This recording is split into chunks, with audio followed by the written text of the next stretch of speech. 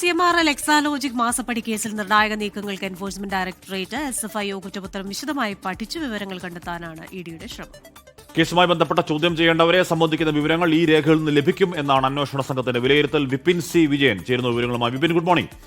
1-2-1-134 രേഖകൾ, എണ്ണം പറഞ്ഞ രേഖകൾ കോടതി മുഖാന്തരം SFIOയിൽ നിന്ന് കിട്ടി ഇഡിക്ക്. അപ്പൊ അടുത്ത ഈ നീക്കം ആ രേഖകളൊക്കെ അടിസ്ഥാനപ്പെടുത്തി ആവില്ലേ Vipin? Yes, good morning Ashmi, Christina.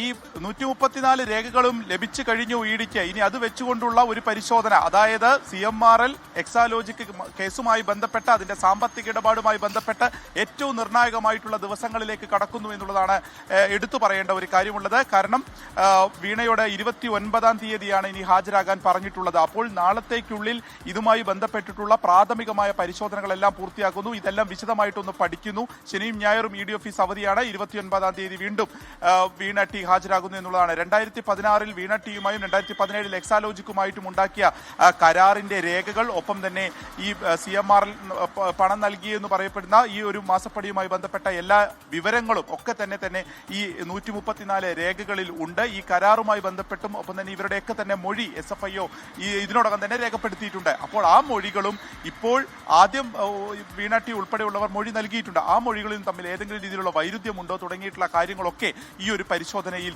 സ്വാഭാവികമായിട്ടും ഉണ്ടാകും. അതിനുശേഷമായിരിക്കും 29-ാം തീയതി വീണ ടിയെ വിശദമായി തന്നെ ചോദ്യം ചെയ്യുക. CMRLന്റെ പ്രധാനപ്പെട്ട ഉദ്യോഗസ്ഥരൊക്കെ തന്നെ നമുക്കറിയാം ഇപ്പോൾ ഇതിനോടകം തന്നെ വന്നു കഴിഞ്ഞു. ശരണസ് കർത്ത ഉൾപ്പെടെയുള്ളവർ വന്നു കഴിഞ്ഞു. പക്ഷേ ശശിധരൻ കർത്ത ഇപ്പോഴും ഹാജരായിട്ടില്ല.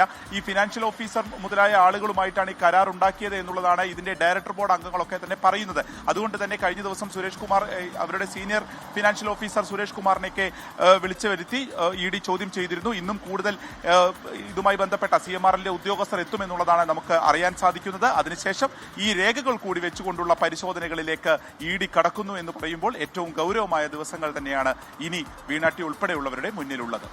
ഓക്കെ, വിപിൻ സി വിജയനാണ് വാർത്തയുടെ വിവരങ്ങൾ നൽകിയത്.